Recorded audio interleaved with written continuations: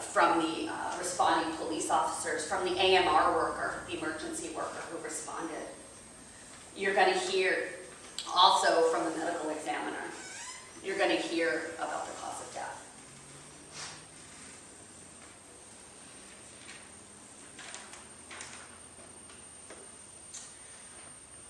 When that dark shadow quickly made a run for it through that pathway down by the Gilmore School following Lee Harmon's attack, what I expect the evidence is going to show you, ladies and gentlemen, is that this attacker, the defendant, as the evidence will show, ran through that path that you kind of got an opportunity to see on both sides, ran through the woods to make a quick getaway, ending up coming out and emerging right in front of 22 Emerald Street. And that's where Thomas Sullivan lives. You're going to hear from him. He's going to tell you what it looked like, what he heard with his ears as somebody was running, crunching leaves, making his way out. And he's going to tell you that he saw a man, and it was very dark, but he kind of saw something shiny on his face, whether it was water or blood, he wasn't sure. And he approached the man and said, "Are you okay?" And the man said, "I was just attacked from behind with a hammer." That's what that man said. And Thomas Sullivan said, "Let me help you. I'll call 911.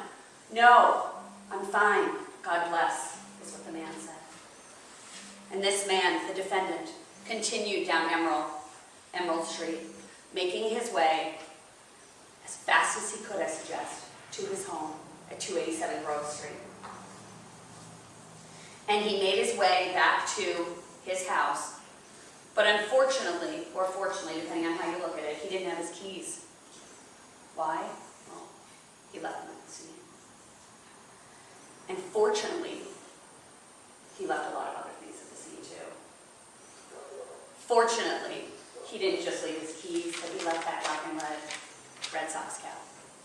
And he didn't just leave his hat, ladies and gentlemen. He left his DNA on the inside of it, the outside of it, and his thumbprint, fingerprint on the emblem that is affixed to the outside. And you're going to get to see and hear all about this. Fortunately, that wasn't it. He left more. The hammer that he broke into two on Lee Harmon's body, that was left at the scene in pieces. You're going to get to see that, and you're going to get to hear how he left his DNA on that too. The bite I talked about, you're going to hear about the right hand grip. The defendant left clues on that as well, his DNA.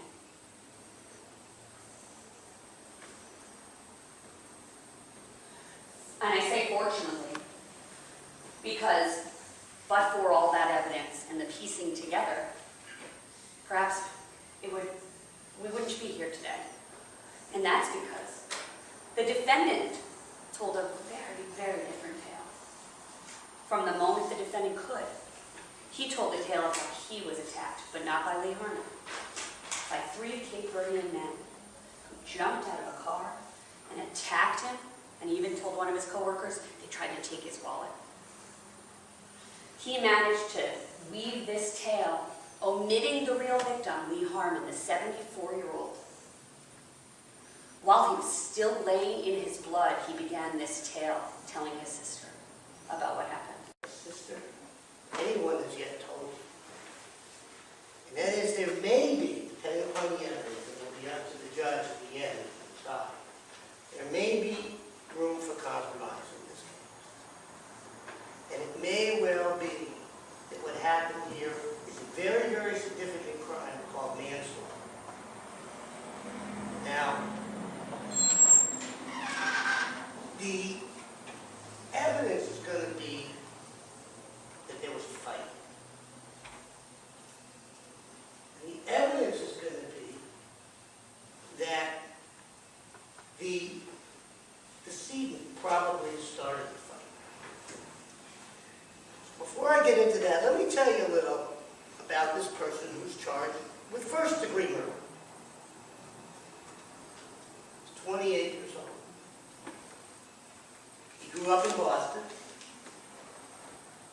He's a very proud dad.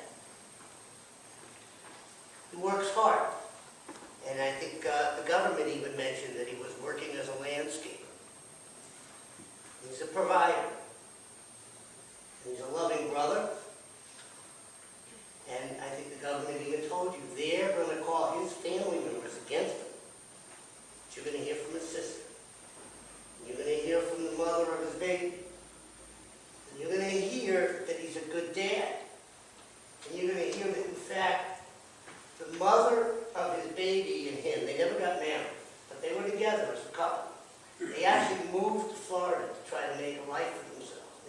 Florida for 5 years raising their child.